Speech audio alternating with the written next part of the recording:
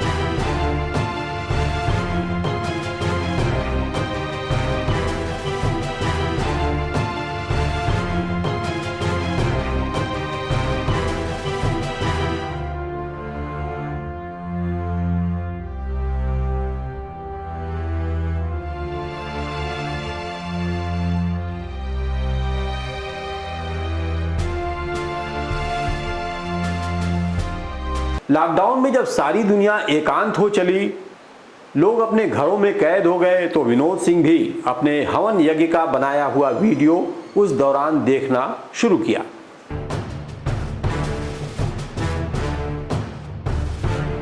सावधान हो जाइए, इन चित्रों को ध्यान से देखिए, गौर से देखिए। इन चित्रों में आग की लपटों के बीच जो आकृति निकल कर आ रही है, शायद आप उसे पहचानते होंगे।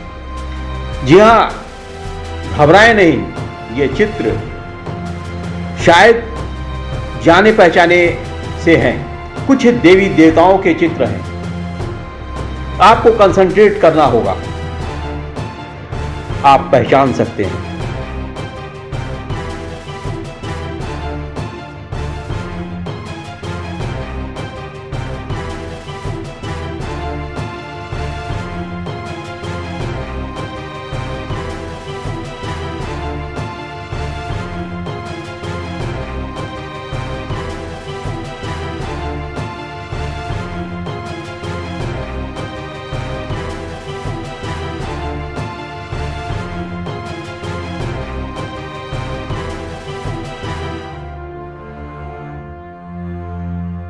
और यहीं से उन्होंने जो देखा वह आस्थावानों के लिए एक कौतूहल और सनातन धर्म में रुचि न रखने वालों के लिए महज एक खिलवाड़। जो भी हो, विषय बड़ा ही रुचिकर है और कभी कभी रोंगटे खड़े कर देने वाला भी है। विनोद सिंह अपने वीडियो को एक विशेष ऐप के द्वारा छोटे छोटे कई खंडों में फोटो क्लिप तैयार कर उसे निहारना शुरू किया और जब उस स्टिल फोटो को देखना शुरू किया तो पहले तो अचंभा और फिर आस्था और विश्वास का प्रतीक बनता चला गया। क्योंकि विनोद सिंह भगवान भोलेनाथ के अनन्य भक्त हैं, इसलिए उन्होंने इसे अपने ऊपर भगवान की कृपा मानी। क्योंकि जो भी स्टिल फोटो उन्होंने देखा उन सभी में अग्नि के भीतर साक्षात शिव, पार्वती, नरमुंडधारी काली, नाग देवता समेत बकरे सिर धारण किए राजा दक्ष जैसी आकृतियां उन्हें स्पष्ट दिखने लगी। व्याकुलता तो तब बढ़ी जब हवा के झोंके के साथ नागवेशधारी आकृति बगल में रखे शिवलिंग को नमन करती दृष्टिगत हुई। आप इन तस्वीरों को भी खुद भी गौर से देखें, जो भी निष्कर्ष निकलता हो वह आप जाने। लेकिन हम इसीलिए इस कार्यक्रम को लेकर आए हैं, इस हवन कुंड, अग्नि और फिर अग्नि के भीतर की वो आकृतियां जिसे आपको देखना ही होगा।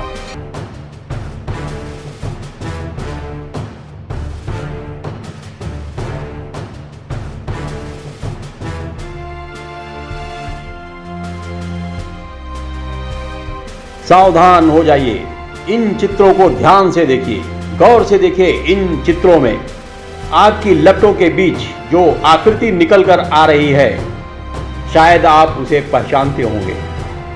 जी हां, घबराएं नहीं, ये चित्र शायद जाने पहचाने से हैं, कुछ देवी देवताओं के चित्र हैं। आपको कंसंट्रेट करना होगा, आप पहचान सकते हैं।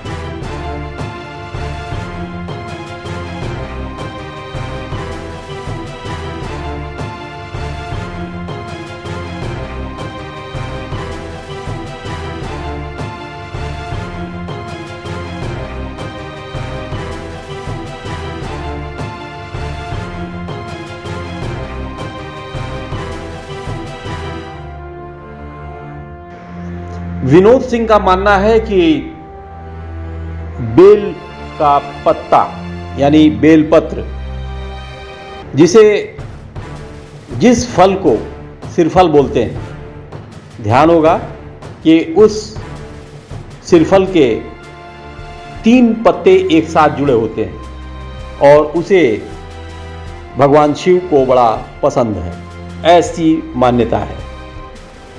जब हवन कुंड में नारियल के साथ बेलपत्र को विनोद सिंह रखते हैं तो सब कुछ जलकर खाक हो जाता है, लेकिन वह बेल का पत्ता झुलस जाता है, लेकिन राख नहीं बनता, खाक नहीं होता। जी हां, गौर से देखें, इस पत्ते की आकृति कौन सी बन रही है, शायद आप पहचान रहे होंगे। कोई और नहीं, नाग की आकृति बनती दिख रही है। सब कुछ खाक होने के बाद भी।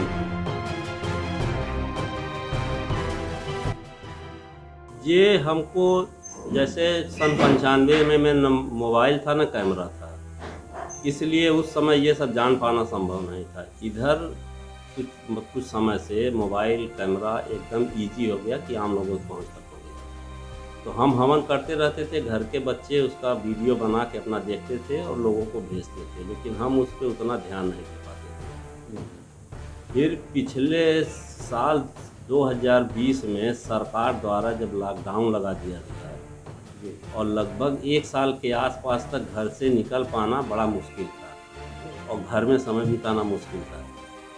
तो घर में अपना हम हवन कर, उस दौरान भी हम हवन करते थे, बच्चे अपना वीडियो बनाते थे। एक दिन बच्चे वीडियो देख रहे थे तो हमारे मन में जिज्ञासा जगी कि हम भी देखें। तो हम उसको वीडियो देख रहे थे तो हमको उस अग्नि में कुछ आदमी की आकृति पहली बार दिखी थी 7 मई 2020 जी। पहली बार हमको दिखी थी। हमको बड़ा आश्चर्य हुआ, फिर उसका स्क्रीनशॉट लेके उसको हम कई लोगों को दिखाए। कुछ लोग कहे अजूबा है, कुछ लोग खिल्ली भी उड़ाए, कुछ अपना जिसको जो समझ में आया। अब चूंकि जब एक बार हम देख लिए तो हमारे मन में जिज्ञासा ये पैदा हो गई कि अगर एक बार ये आ रहे हैं तो हो सकता हो बार बार आते हो। उसके बाद फिर हमने जितनी बार हवन किया उसको रिकॉर्ड करके बहुत ध्यान से देखने लगे, जैसे प्ले करके, पुश करके, उसको स्लो करके देखने लगे। उसके बाद हमको जो भी चीज़ दिखना हुआ कि हमारे आश्चर्य की सीमा नहीं रही। जिसका सारा वो स्क्रीनशॉट हम आपको दे सकते हैं और दिखा सकते हैं। और सबसे आश्चर्य की बात यह है कि उसमें जितने भी हवन कुंड की अग्नि के लौ में जितने भी चिन्ह दिख रहे हैं सब महादेव और माता पार्वती से ही संबंधित हैं। जैसे अग्नि से सांप निकल के जाना, अग्नि में शेर की आकृति बन जाना, और राजा दक्ष का जब मुंडी काटे थे तो बकरे का मुंडी लगाए थे। उस अग्नि में बकरे की मुंडी एकदम स्पष्ट आपको दिख जाएगी। अग्नि में काली जी का चेहरा आपको दिख जाएगा। अब अग्नि में चेहरा दिख रहा है जो काला है वो औरत का चेहरा है, लेकिन उसको काली जी नहीं कहा जा सकता है। लेकिन जब उनके गले में आप देखेंगे तो ये मरे मुंड का मतलब नरमुंड उनके गले में आपको दिखेगा। तो इससे ये सिद्ध होता है कि वो काली जी हो सकती है।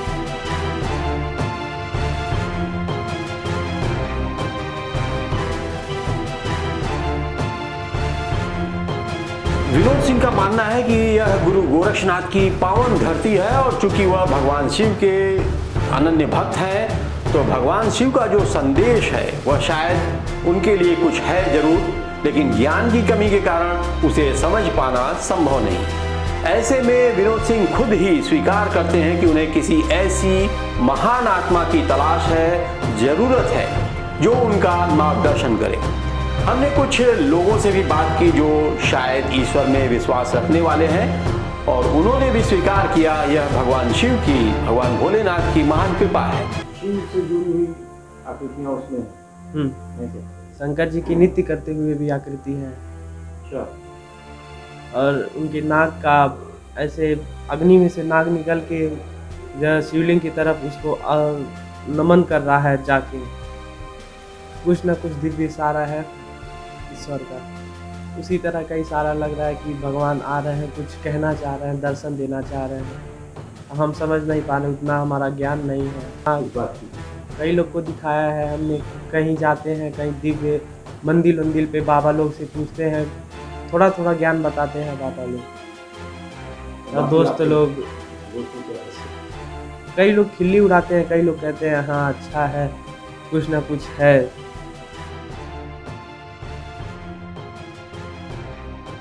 लोग सनातन धर्म को मानने वाले हैं तो शुरू से ही आस्था रही है। और हम लोग जब लड़कपन से थोड़ा होश में आने लगे उसी समय ये टीवी का प्रचलन शुरू हुआ था। तो उस पर जब रामायण शुरू हुआ तो उसको देख के काफ़ी दिमाग पे प्रभाव पड़ा। वैसे तो मनोरंजन का साधन उस समय कोई था नहीं, सन 85, 90, 95 में मनोरंजन का साधन वही या तो रामलीला हुआ करता था या मेला वाला हुआ करता था। लेकिन जब टीवी चला और टीवी पर ये रामायण धारावाहिक शुरू हुआ तो ये हमारे ही क्या सबके दिमाग पे बहुत गहरा प्रभाव डाला, जिससे ऋषि मुनि समाज का कल्याण करते थे। तो अब देख के हमारे मन में भी जिज्ञासा जगी, जब ऋषि मुनि के यज्ञ करने से देवता निकल के समाज का कल्याण कर सकते हैं तो हमारे करने पे क्यों नहीं निकलेंगे। इसी जिज्ञासा से हमने यज्ञ करना मतलब हवन करना शुरू किया।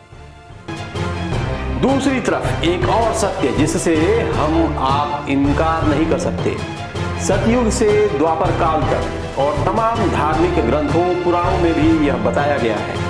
यहाँ तक कि इस आधुनिक काल में भी बनी तमाम भक्ति प्रधान फिल्मों में हवन कुंड में यज्ञ के दौरान अग्नि के बीच से देवताओं का अवतरित होना और कुछ क्षण बाद लोप हो जाना बड़ा ही स्वाभाविक प्रक्रिया रही है।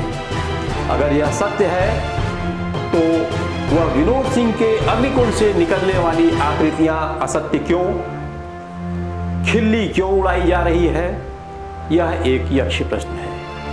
न सिर्फ आपसे बल्कि आधुनिक मंगल ग्रह पर जाने वाले समाज के तमाम लोगों से भी। तो देखते रहिए अमेज नाउ। कैसा लगा यह कार्यक्रम हमें जरूर अवगत कराएं। नमस्कार।